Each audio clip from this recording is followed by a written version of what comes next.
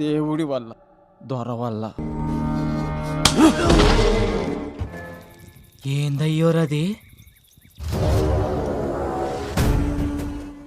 Assalamualaikum sahabat cerita puisi. Kami sajikan kembali film terbaru yang banyak dipuji. Judulnya Aksyafani, menceritakan nasib suku yang hidup terisolasi. Mimin colek dulu semua penonton channel cerita puisi di seluruh negeri. Tidak lupa pula yang berada di luar negeri. Semoga 100.000 subscriber segera tercapai. Dan mari kita nikmati film ini.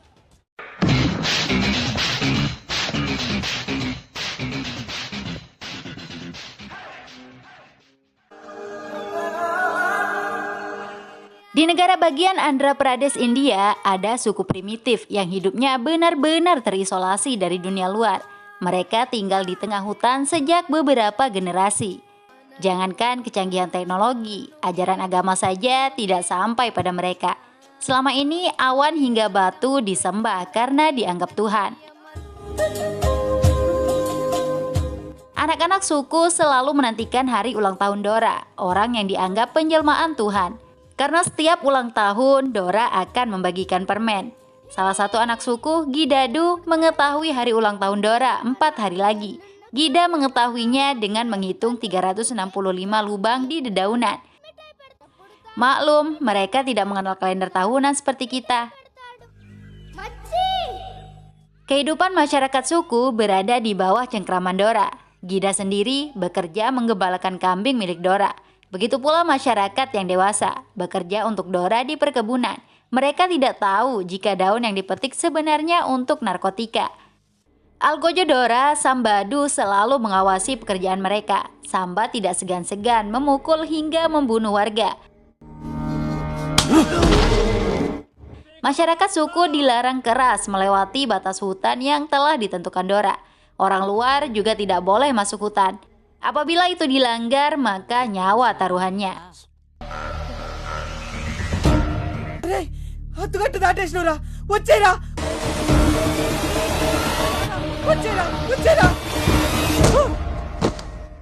Seperti yang dialami oleh Yedi, dia tidak sengaja melewati batas hutan saat menangkap kambing. Yedi tetap dianggap bersalah. Sesepuh suku yang akrab disapa pendeta mengingatkan Yedi bahwa hidup dan mati mereka berada di tangan Dora. Kata-kata Dora sama dengan kata-kata Tuhan, karena Dora diyakini adalah penjelmaan Tuhan. Yedi bersama warga berkumpul untuk mengakui kehilapannya. Dora, si penguasa suku yang menganggap dirinya Tuhan, juga datang.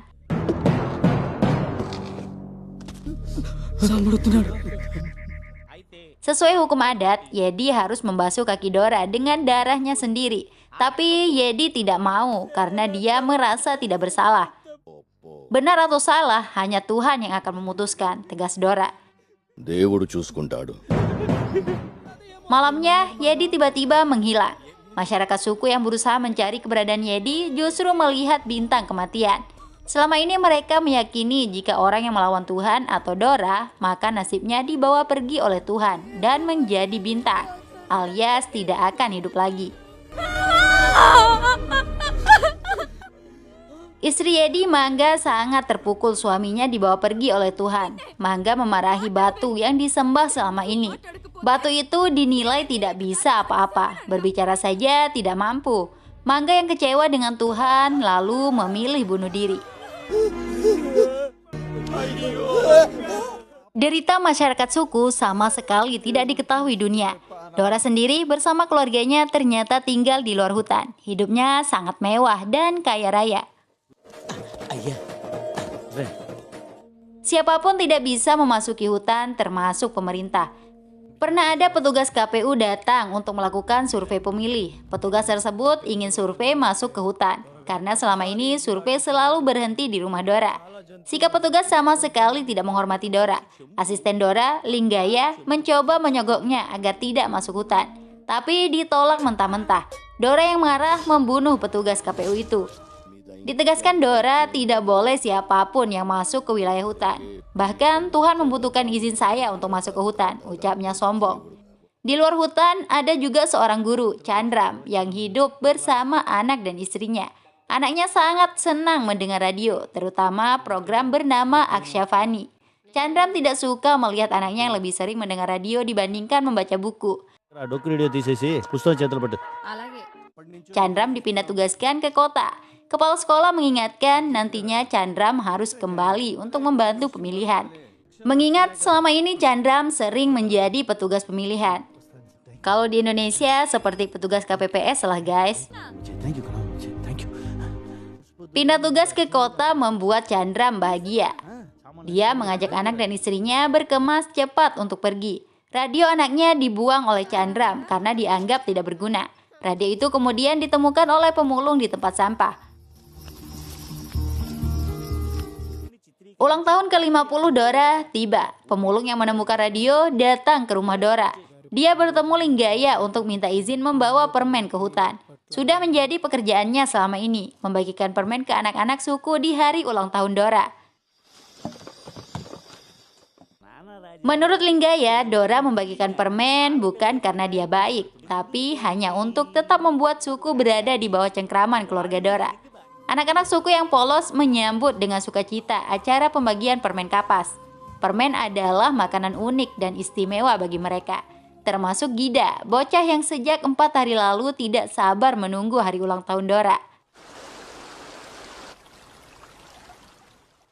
Acara pembagian permen selesai. Gida penasaran dengan barang apa saja yang dibawa oleh pemulung tadi. Salah satu benda yang dilihat adalah radio. Gida sangat penasaran dengan bentuknya, apalagi terlihat seperti memiliki 2 mata besar. Gida ingin memilikinya. Dia rela menukar radio itu dengan seekor kambing. Tentu saja si pemulung itu jadi senang. Radio dan kambing pun ditukar. Gida terus memandangi radio yang kini menjadi miliknya. Dia begitu mengistimewakan benda langka itu. Ketika dibersihkan, tiba-tiba keluar suara bising dari radio. Guys, itu suara radio yang kekurangan sinyal. Gida mengajak radio main ayun-ayunan. Ketika radio berada di posisi tinggi, ada suara seperti manusia yang bisa terdengar. Gida semakin girang. Dia memanjat pohon karena benda itu dianggap suka ketinggian. Gida seperti orang gila yang bicara dan bermain dengan radio. Nih ఆటలు కూడా వచ్చా?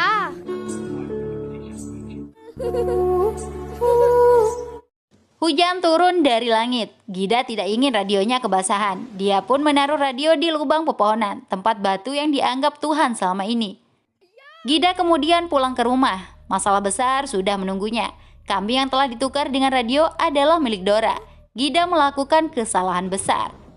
Samba selaku algojo Dora sangat marah. Gida telah menipu Dora, yang artinya menipu Tuhan. Gida diberikan hukuman cambuk. Rangga selaku ayah Gida hanya bisa menangis melihat anaknya. Apalagi Gida sudah tidak bisa bergerak lagi. Dia pingsan. Pendeta dan warga suku berusaha mengobati Gida, tapi Gida tidak juga bisa bangun. Berbagai obat sudah diberikan, hasilnya nihil. Gida dibawa ke hadapan Tuhan mereka, sebuah pohon yang dianggap kuil dan batu sebagai Tuhan. Rangga memohon dan bersimpuh untuk keselamatan anaknya. Hanya kepada Tuhan tempat mereka bergantung saat ini. Rangga dan semua orang bersujud meminta keajaiban. Tapi Tuhan mereka tak kunjung berbuat apa-apa. Cuaca yang ekstrim membuat angin cukup kencang. Radio di dalam lubang pohon sedikit mendapat sinyal sehingga mengeluarkan kebisingan dan suara kurang jelas. Pendeta bisa menangkap suara itu, menyebut daun, minyak cengkeh, dan juga jeruk nipis. Obrolan di radio membuat pendeta kegeeran. Dia mengira suara itu berbicara untuk menyelamatkan nasib Gida. Pendeta langsung mengambil jeruk nipis dan lain-lain untuk mengobati Gida. Setelah diracik, airnya diteteskan ke mulut Gida dan keajaiban terjadi.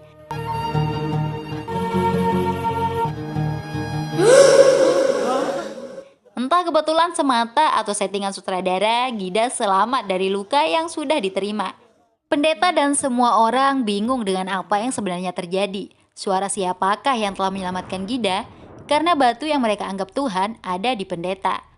లోపల ఎవరు దేవుడ్రా మీ చేతిలో ఉంటే Sumber suara kemudian didatangi. Mereka menemukan benda aneh yang dianggap perwujudan Tuhan. Padahal itu hanya radio biasa. Untuk menyelamatkan Gida, Tuhan telah menampakkan diri kepada kita dalam avatar baru. Tuhan kita berbicara kepada kita sekarang, ucap sang pendeta.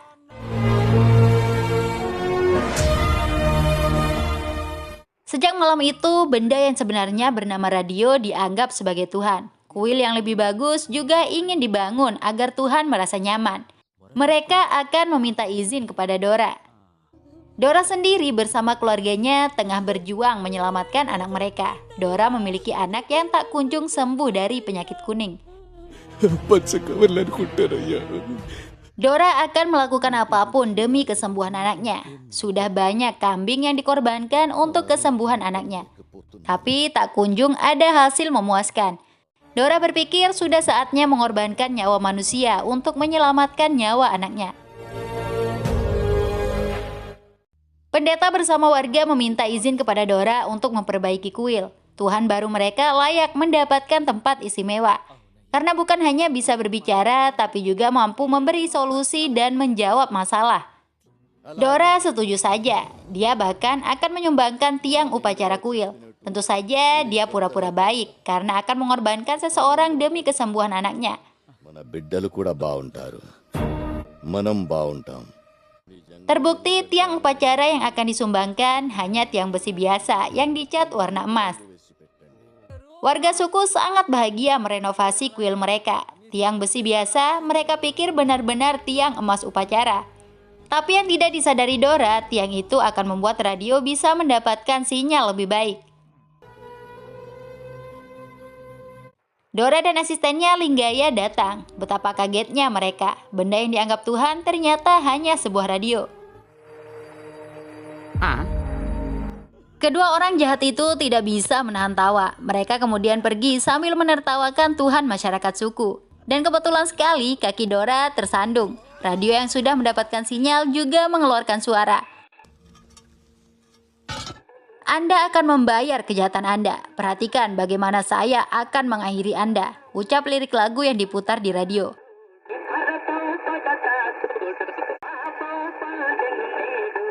Kok bisa sesuai banget ya lirik lagu dengan situasi yang terjadi? Tara menimpadi. Masyarakat kini bahagia setelah memiliki Tuhan baru yang hebat. Mereka berpesta pora. Sementara Dora sedang melakukan ritual kesembuhan anaknya. Gida diculik untuk dijadikan tumbal pengorbanan. Rangga yang menyadari anaknya tidak ada mencari ke sana kemari, tapi justru yang dilihat bintang kematian. Gida diyakini dibawa Tuhan pergi. Rangga berbicara kepada Tuhannya alias radio. Tidak seharusnya Gida dibawa pergi meski bersalah menukar kambing Dora. Secara kebetulan, suara di radio menyerukan untuk menghentikan bintang sebelum sampai tujuan. Tanpa pikir panjang, Rangga mengejar bintang kematian itu untuk menyelamatkan anaknya. Dia berlari sekuat tenaga di malam hari menaiki bukit. Namun bintang itu semakin menjauh. Sementara nafas Rangga sudah terengah dan pingsan.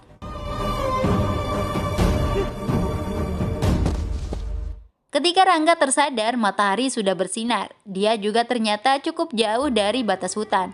Rangga tidak mempedulikan nasibnya, namun dia hanya melihat kendaraan. Rangga tidak mengenal alat transportasi semacam itu.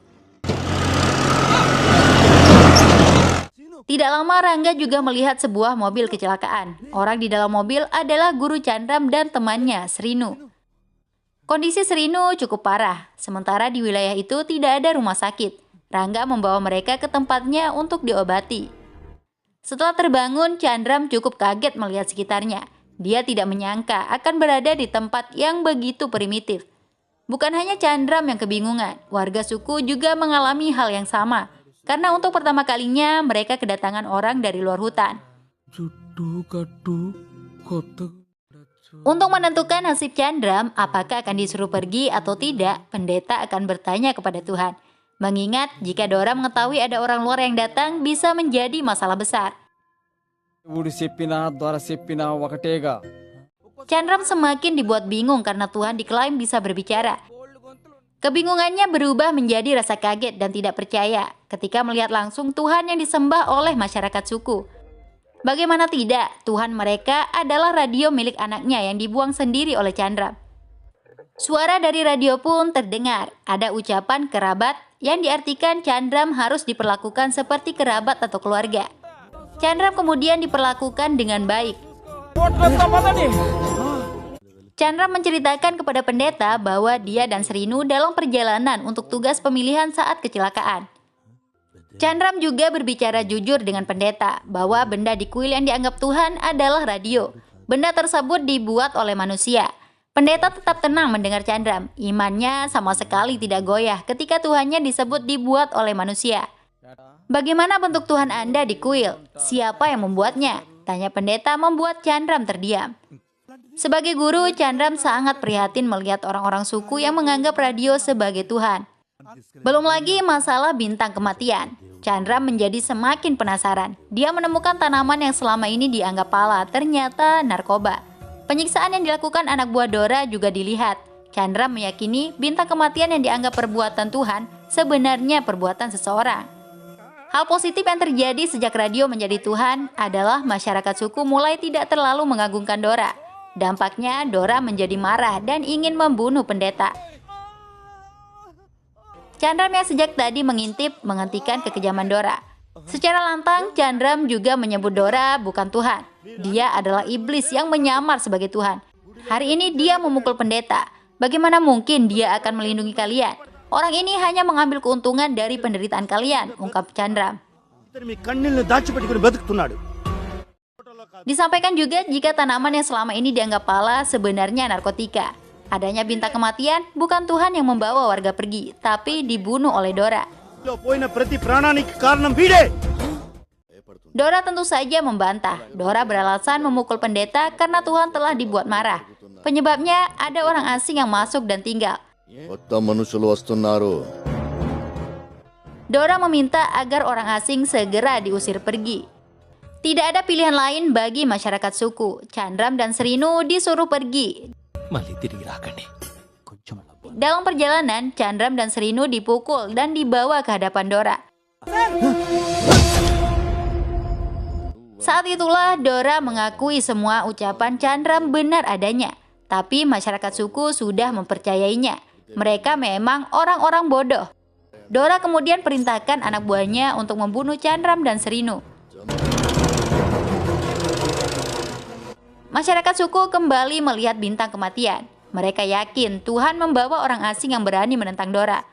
Bintang kematian itu adalah cahaya dari lampu kendaraan yang membawa mayat. Tapi kali ini Chandram belum mati. Hanya Srinu yang sudah tidak bernyawa. Chandram berusaha menghentikan kendaraan. Dia berkelahi dengan supir yang membawanya.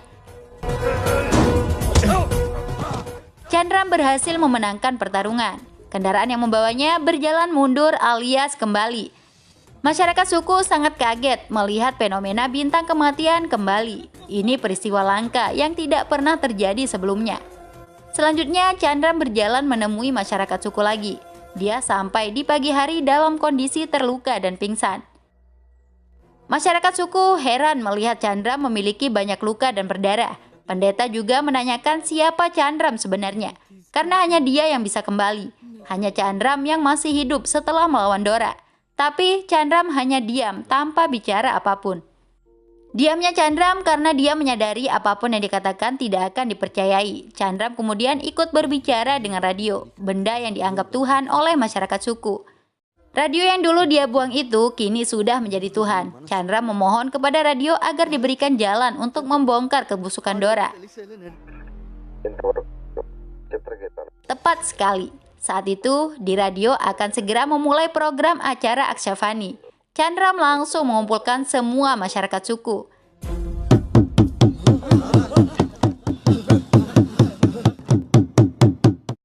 Chandram kemudian mengaku dikirim Tuhan untuk mengungkapkan siapa sebenarnya Dora yang memiliki nama asli Hiranyakasipu. Chandram ditugaskan Tuhan untuk menyadarkan masyarakat suku yang disebut Prahlada oleh Tuhan. Saya sudah menyampaikan, tapi kalian tidak mau mendengarkan. Sekarang Tuhan langsung yang akan memberitahu kalian, ujarnya. Acara Aksyafani di radio dimulai yang menceritakan kejahatan Hiranyakasipu. Sosok Hiranyakasipu menyebut dirinya Tuhan, termasuk membunuh siapapun yang menentangnya. Masyarakat suku mulai menyadari siapa sebenarnya Dora. Apalagi Tuhan meminta agar tidak mengabdi kepada Hiranyakasipu alias Dora. Sementara Dora saat itu tengah berduka. Anak kesayangannya meninggal meski sudah banyak dilakukan pengorbanan. Dora menjadi murka ketika Samba membawa kabar bahwa masyarakat suku sudah mempercayai orang asing. Dora datang dengan kendaraan. Cahaya lampu kendaraan itulah yang selama ini dianggap bintang kematian oleh masyarakat suku. Pendeta mempertanyakan apakah benar Dora bukan Tuhan. Dora menjawabnya dengan membunuh si pendeta. Saya bukan Tuhan, saya adalah iblis yang bahkan menakuti Tuhan kamu, tegas Dora. Dora langsung terkena lemparan batu. Masyarakat suku sudah tidak takut lagi melawan Dora. Pertempuran sengit tidak terhindarkan. Rasa sakit dan balas dendam membuat masyarakat suku sangat garang. Mereka lebih unggul, anak buah Dora keteteran.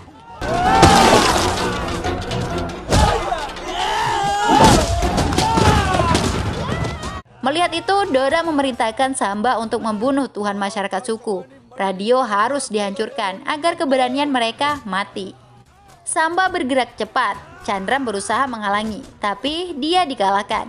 Dan akhirnya, Samba berhasil menghancurkan radio. Benda yang dianggap sebagai perwujudan Tuhan itu lebur tanpa bisa menyelamatkan diri. Masyarakat suku sangat berduka melihat Tuhan mereka sudah hancur berkeping-keping. Rangga yang marah berhasil menggorok leher Samba.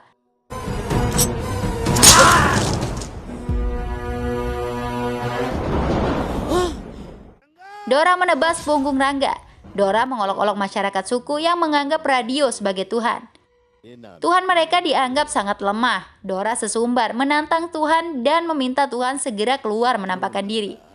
Panggil Tuhan kalian ke sini, ucapnya.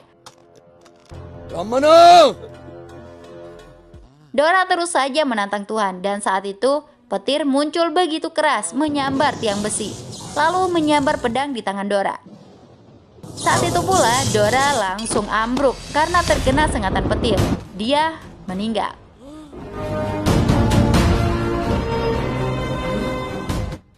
Kezoliman Dora sudah berakhir. Chandram pamit pergi, sementara masyarakat suku masih tetap hidup terisolasi dari dunia luar. Entah apa lagi yang akan mereka jadikan Tuhan setelah radio hancur, karena film sudah selesai. Bye-bye.